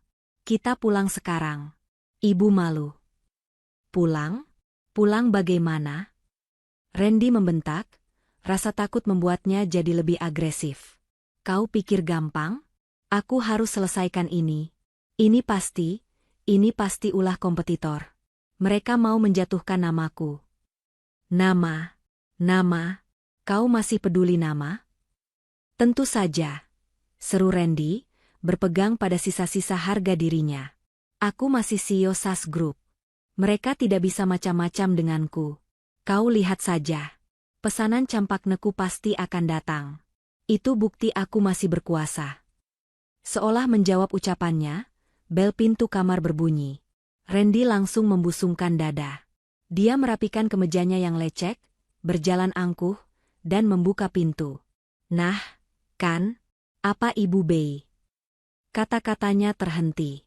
Di depan pintu tidak berdiri seorang pelayan hotel membawa sebotol champagne di atas nampan perak. Yang berdiri adalah manajer operasional hotel, seorang pria Korea bernama Manajer Park, didampingi 2 petugas keamanan berbadan tegap. Selamat sore, Tuan Randy, sapa Manajer Park. Nada suaranya sangat sopan, tapi matanya dingin seperti baja. Boleh kami masuk sebentar? Ada hal penting yang harus kami bicarakan. Jantung Randy berdebar. Ada apa ini? Di mana pesanan saya? Manajer Park masuk tanpa menunggu persetujuan. Matanya mengamati puluhan kantong belanja yang berserakan di kamar. Ini mengenai metode pembayaran Anda, Tuan. Bu Tiwi, yang mencium ada sesuatu yang tidak beres, langsung berdiri. Kenapa dengan pembayarannya? Mahal? Suami saya sanggup bayar. Dia CEO. Manajer Park tersenyum tipis. Senyum yang tidak mencapai matanya. Bukan itu masalahnya, Nyonya. Kami baru saja mencoba melakukan verifikasi ulang pada kartu kredit perusahaan SAS Group yang Anda gunakan sebagai jaminan dan untuk semua transaksi Anda. Lalu, kartu itu unlimited. Potong Randy cepat. Kartu itu ditolak, kata manajer Park dengan tenang. Hening. Bu Tiwi tertawa gugup. Ditolak? Hahaha, kau pasti salah gesek. Itu kartu platinum. Coba lagi. Mungkin mesinmu rusak. Kami sudah mencobanya 3 kali, Nyonya. Di 3 mesin yang berbeda, manajer Park mengeluarkan sebuah tablet. Statusnya bukan hanya ditolak karena limit. Statusnya diblokir penuh. Diblokir? Randy merasa darah surut dari wajahnya. Tidak mungkin. Itu tidak mungkin. Aku yang pegang kendali. Pasti ada kesalahan sistem. Dia merogoh sakunya, mengeluarkan dompet kulit mahalnya. Ini. Coba kartu debit pribadi saya. Cepat.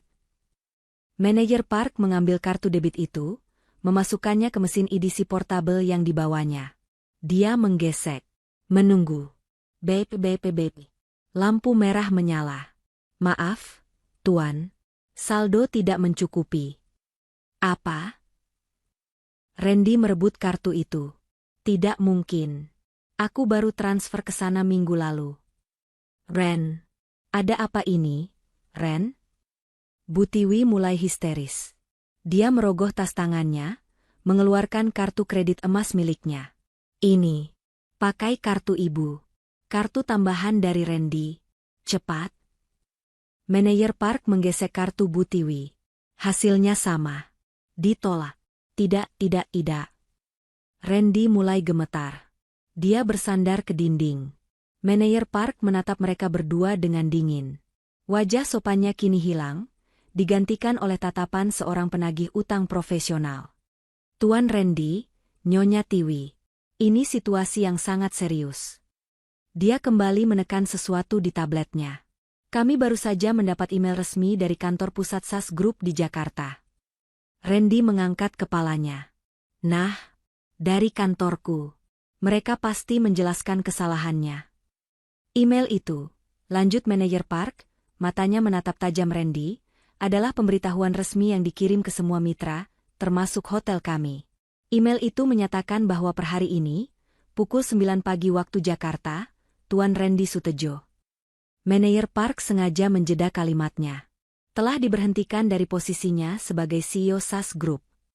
Jika sebelumnya Randy pucat, kini wajahnya membiru. Dia tidak bisa bernapas. Diberhentikan? Bu Tiwi menjerit begitu keras hingga suaranya pecah. Tidak mungkin. Bohong. Kau pasti bohong. Kami punya surat resminya, Nyonya. Lengkap dengan tanda tangan Dewan Direksi, kata manajer Park. Email itu juga menyatakan bahwa kartu kredit perusahaan yang Anda pegang telah dilaporkan ke pihak berwajib sebagai aset curian yang disalahgunakan oleh mantan karyawan. Mantan karyawan. Kata itu menghantam Randy seperti palu godam. Aset curian. Desis Bu Tiwi. Matanya membelalak ngeri. Dan email itu, manajer Park melanjutkan, tanpa memberi jeda, juga meminta kami untuk menagih seluruh biaya yang timbul langsung kepada Anda secara pribadi. Dia memutar layar tabletnya ke arah Randy dan Bu Tiwi. Total tagihan Anda selama 3 hari ini, termasuk kamar deluxe, semua transaksi belanja di Chanel, Rolex, dan butik lainnya yang Anda minta masukkan ke tagihan kamar, ditambah denda pemblokiran kartu, adalah sebesar 214 juta won. Angka itu setara dengan hampir 3 miliar rupiah. Bu Tiwi terhuyung. Dia jatuh terduduk di sofa. Kantong-kantong belanjaan yang tadi dia banggakan kini terasa seperti jerat di lehernya. 3 miliar? Ren? Bisik Bu Tiwi, suaranya bergetar hebat.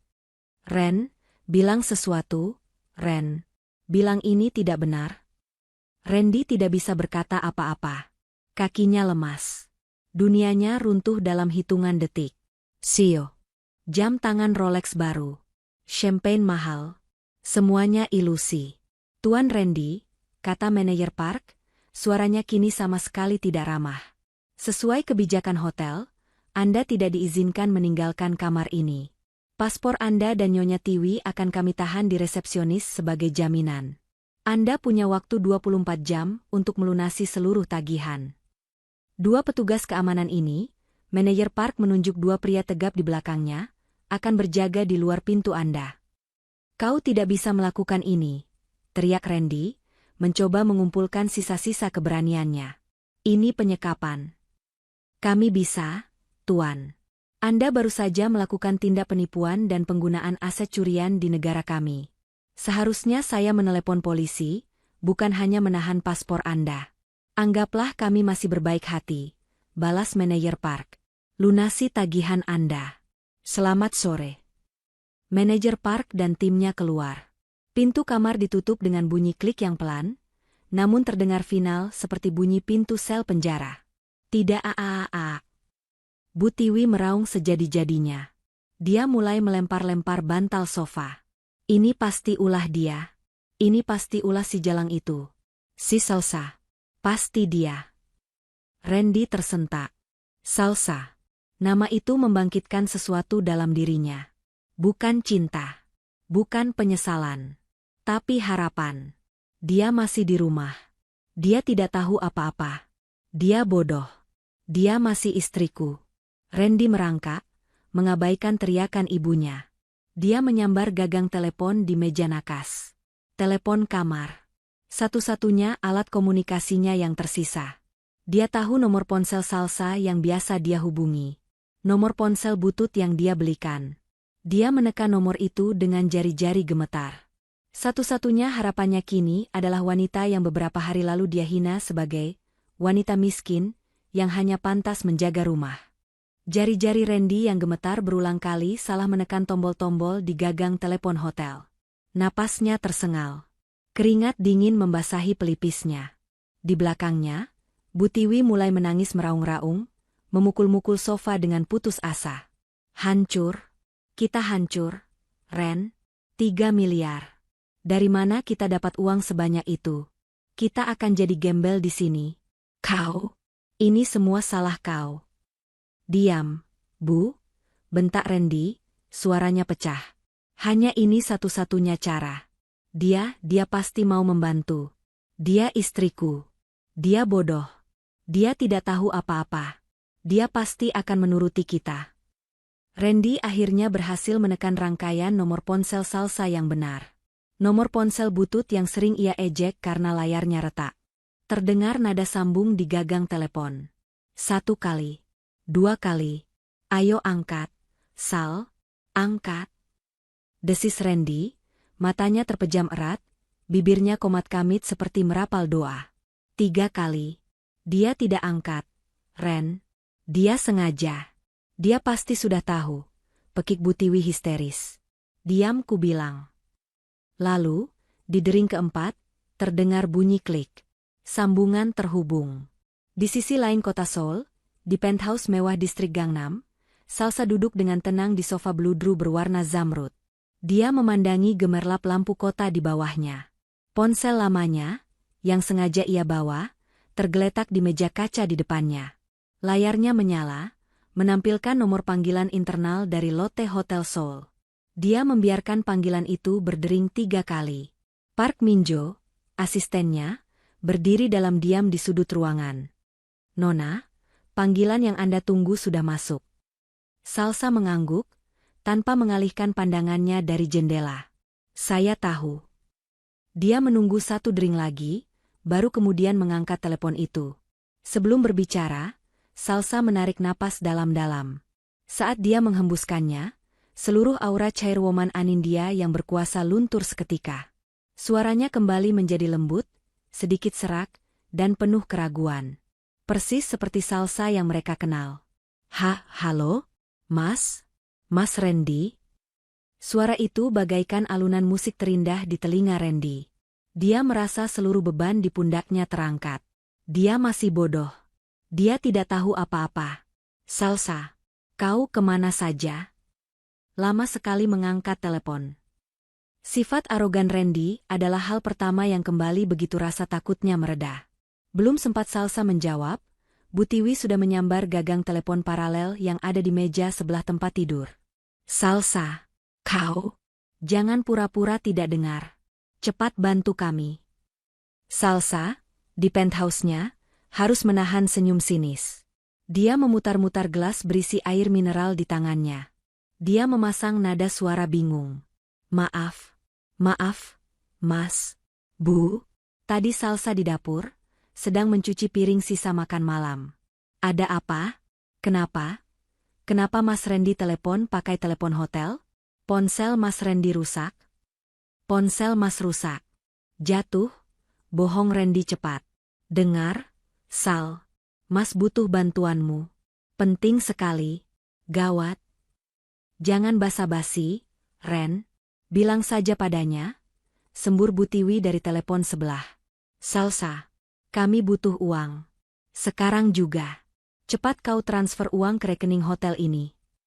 Salsa memainkan perannya dengan sempurna. Uang? Bu? Transfer? Tapi bukannya Mas Randy bawa kartu perusahaan? Dan aku tidak punya uang sebanyak itu, Bu. Uang belanja yang Mas kasih, kan pas-pasan. Bukan uangmu, teriak Randy frustrasi. Uang perusahaan.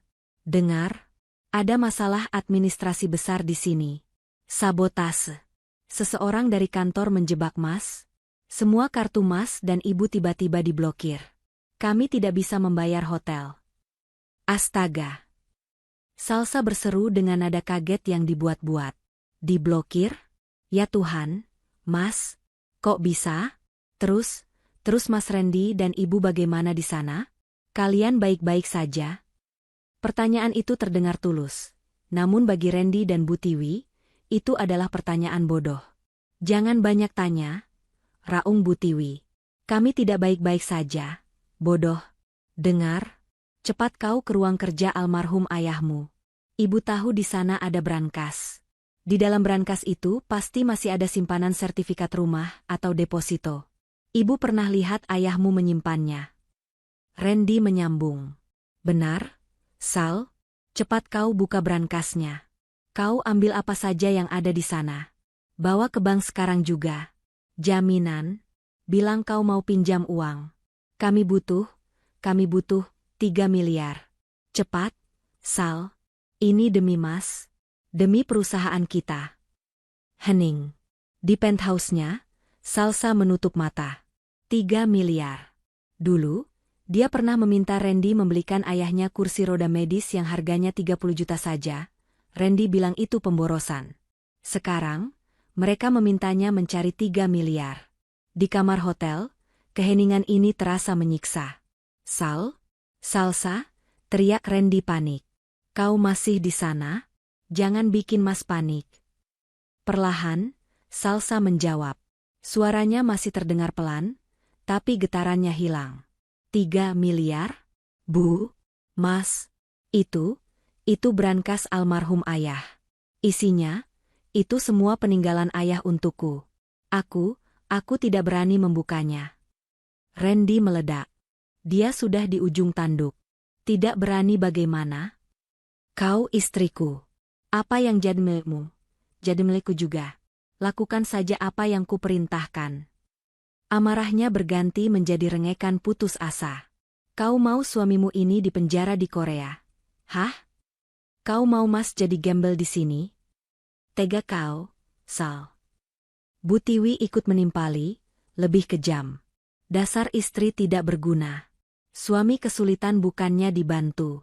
Kau itu sama saja seperti orang tuamu, miskin dan menyusahkan. Cepat lakukan, atau kau tidak usah pulang ke rumah. Kami usir kau begitu kami kembali. Rumah. Kata itu adalah pemicunya. Di penthouse Gangnam, Salsa Anindya berdiri. Dia berjalan perlahan ke arah jendela kaca raksasa yang menyajikan pemandangan malam kota Seoul yang tak tertandingi. Keheningan di ujung telepon Salsa kini terasa berbeda. Bukan lagi keheningan orang bingung. Ini adalah keheningan yang dingin. Sal, kenapa kau diam lagi? Desak Randy, firasatnya mulai tidak enak. Pulang ke rumah? Suara Salsa terdengar lagi. Tapi itu bukan lagi suara Salsa yang mereka kenal. Suaranya datar, jernih, dan dingin menusuk. Nada lembut dan ragu-ragu itu hilang sama sekali. Randy tertegun. Sal, apa maksudmu? Bu Tiwi juga merasakan perubahan itu. Apa-apaan kau ini? Nada bicaramu. Jangan kurang ajar ya. Kau sudah berani membantah ibu? Aku sedang sibuk, Bu, jawab Salsa. Randy bingung setengah mati. Sibuk? Sibuk apa? Kau bilang kau di rumah. Sibuk cuci piring? Oh, itu tadi, kata Salsa. Sekarang aku sibuk sekali. Aku sedang mengerjakan pekerjaan yang Mas Randy kasih. Audit itu. Rumit sekali, Mas. Randy merasa sedikit lega, tapi juga kesal. Audit? Lupakan audit bodoh itu. Kau gila, ya? Nyawa suamimu lebih penting. Selamatkan kami dulu. Oh, aku tidak sedang mengerjakan audit palsu yang Mas berikan di atas meja kopi itu, kata Salsa, suaranya setajam pisau bedah. Audit itu sudah di tempat sampah. Aku sedang mengerjakan audit yang sebenarnya. Audit atas nama Tuan Randy Sutejo. Gagang telepon itu terasa licin dan dingin di genggaman Randy Sutejo. Dia membeku di tempatnya. Kata-kata terakhir Salsa menggema di telinganya, menenggelamkan jeritan histeris ibunya yang kini terdiam kaget. Pemandangan Seoul malam ini indah sekali dari penthouseku di lantai 65. Jauh lebih indah daripada pemandangan dari kamar 2801 di Lotte Hotel. Benar, kan? Lantai 65, penthouse, kamar 2801, jantung Randy serasa diremas. Dia tahu nomor kamarnya. Dia tahu di mana mereka berada. Ini bukan gertakan. Ini bukan kebetulan. Ren. Suara Bu Tiwi bergetar hebat. Dia beralih ke gagang telepon paralel di sebelah tempat tidur. Apa maksudmu? Sal? Jangan bercanda. Ini tidak lucu. Kau pasti bersekongkol dengan Pak Bahtiar. Kau di Jakarta. Kau hanya bercanda? Suara Salsa di seberang sana kini terdengar jernih, seolah dia berbicara melalui speakerphone yang mahal.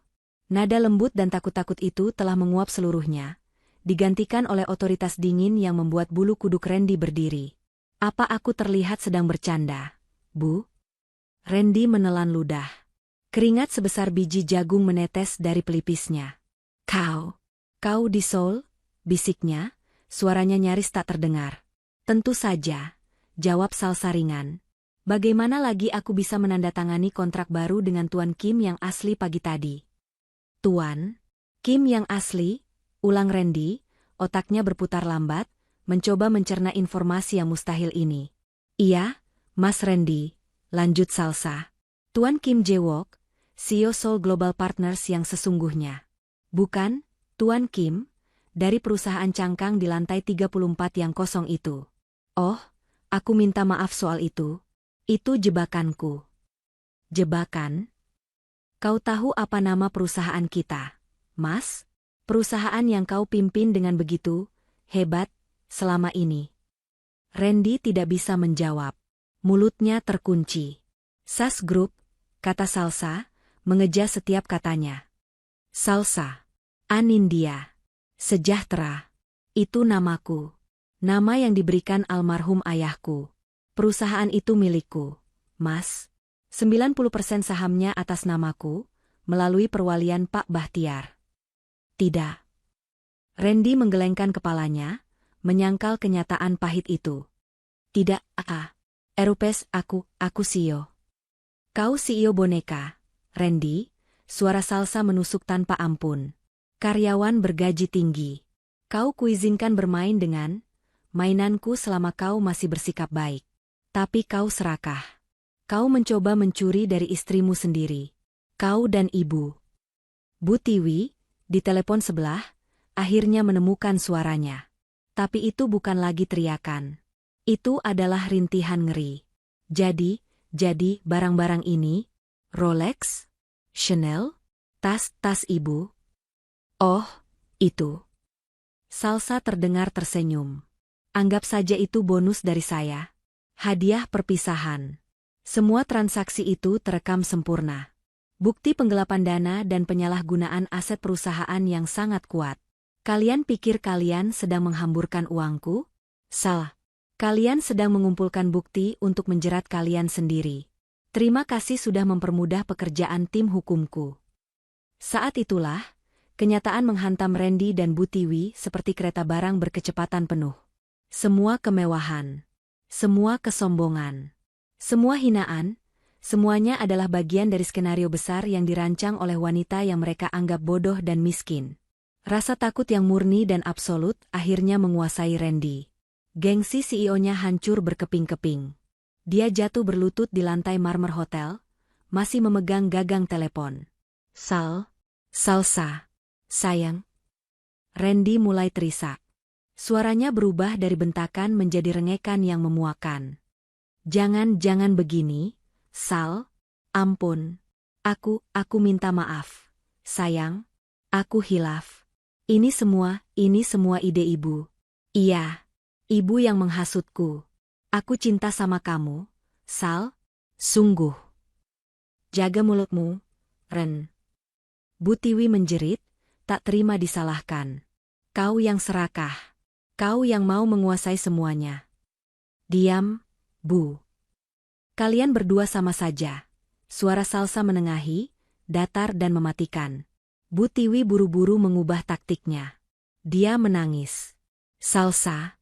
Nak, ampuni ibu, nak, ibu sudah tua, ibu salah bicara, ibu hanya ingin yang terbaik untuk Randy. Tolong kami, nak, tolong bayar hotel ini saja. Ibu janji ibu akan sujud di kakimu begitu kita pulang. Tolong, Sal. Tangisan Bu Tiwi terdengar menyedihkan. Dulu, tangisan ini mungkin akan meluluhkan hati Salsa. Tapi hati itu kini sudah sekeras baja. Pulang?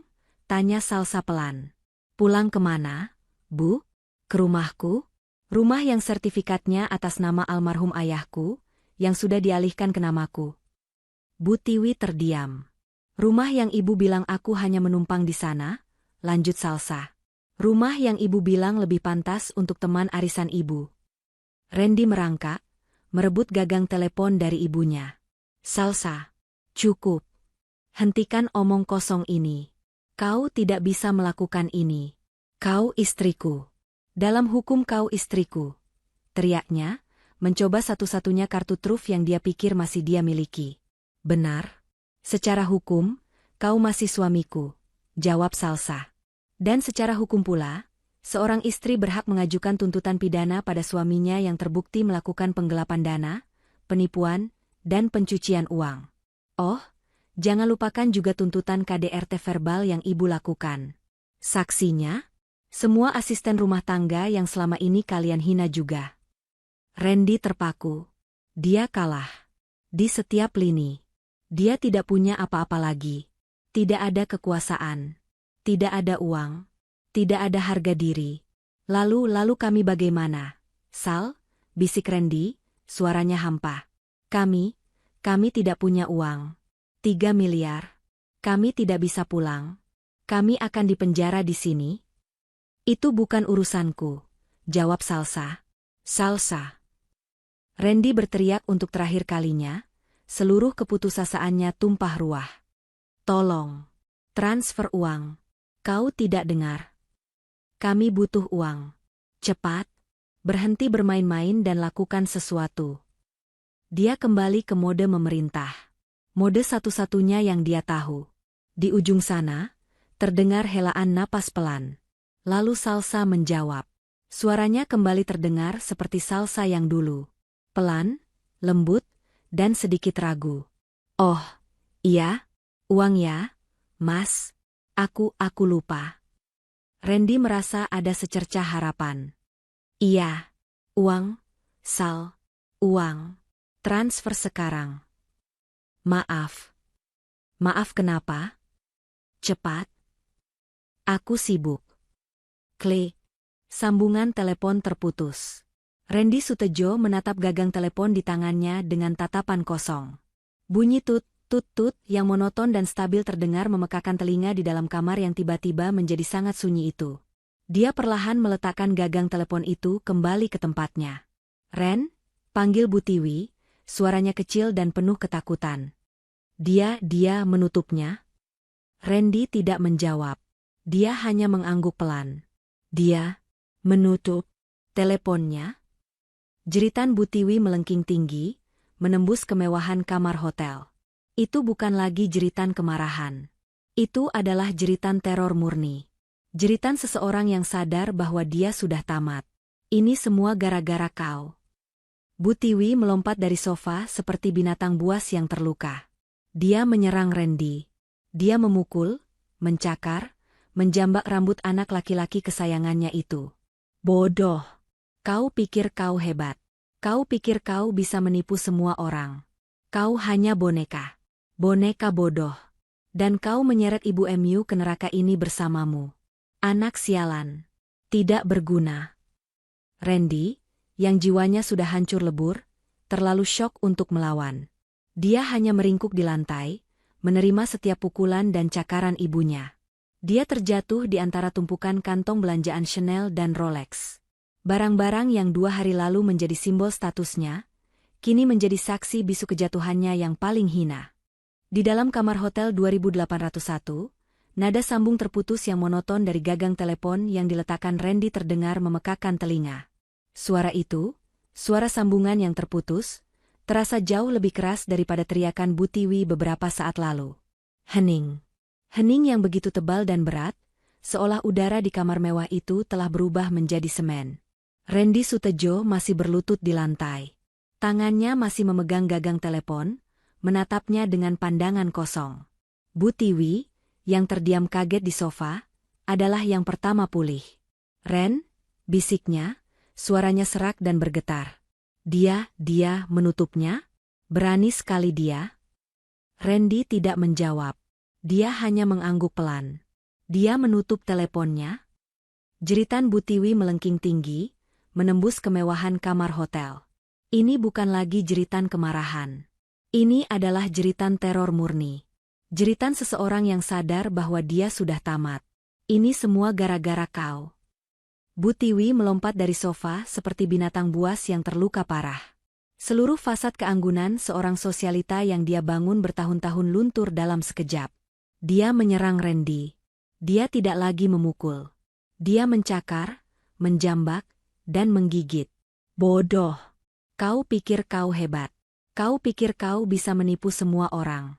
Kau hanya boneka. Boneka bodoh. Dan kau menyeret ibu MU ke neraka ini bersamamu. Anak sialan. Tidak berguna. Kembalikan hidupku. Kembalikan uangku. Randy, yang jiwanya sudah hancur lebur, terlalu syok untuk melawan.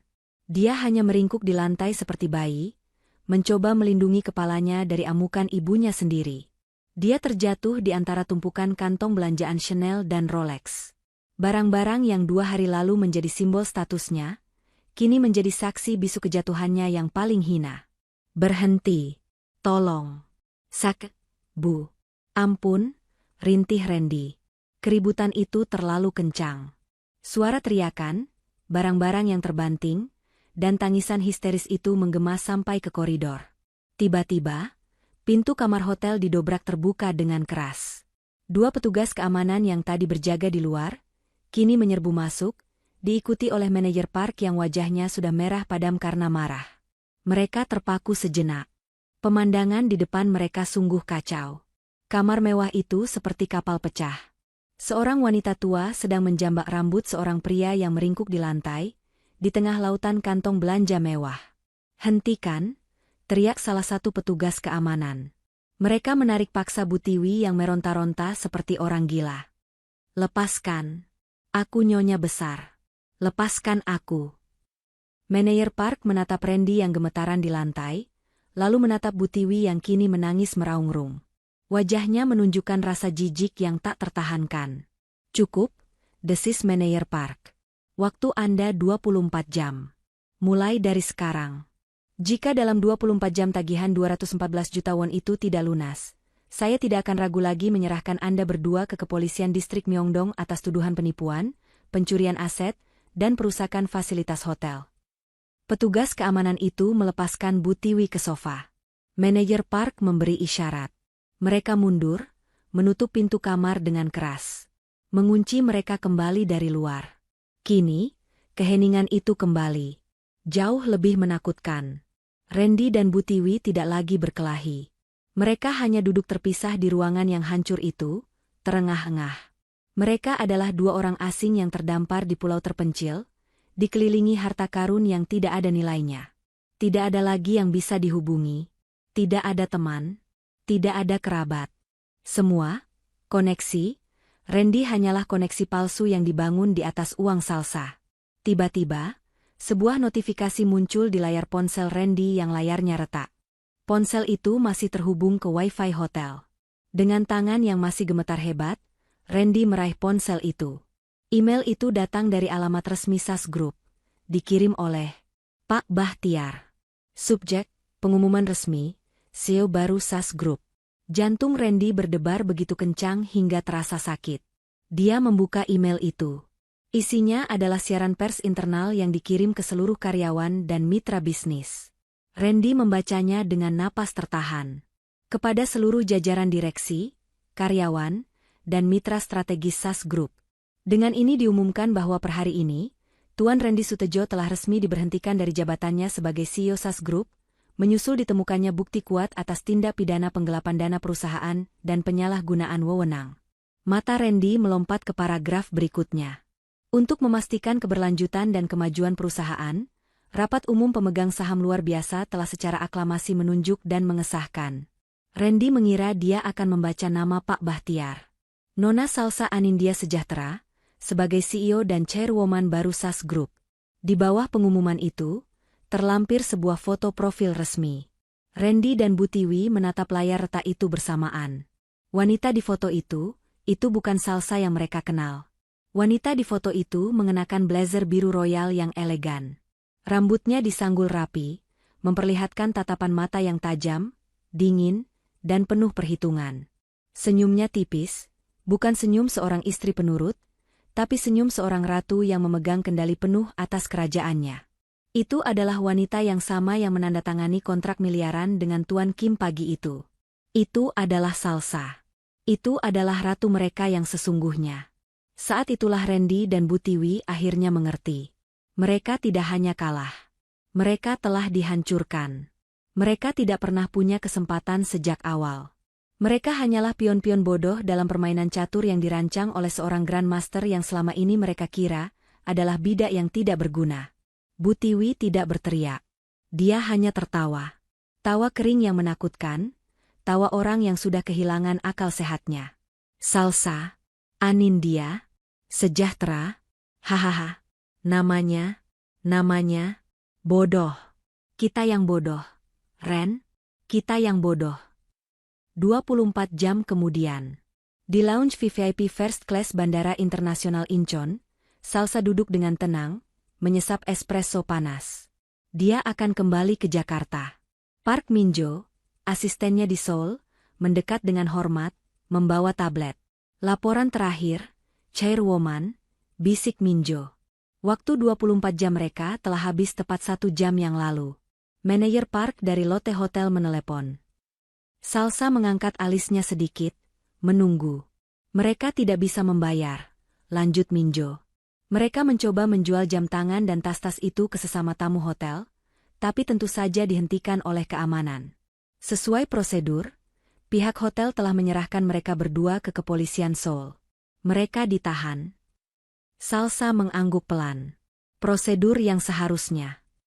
Mereka memohon, tambah Minjo sedikit ragu. Mereka berteriak-teriak di lobi. Meminta untuk berbicara dengan Anda 1 kali lagi.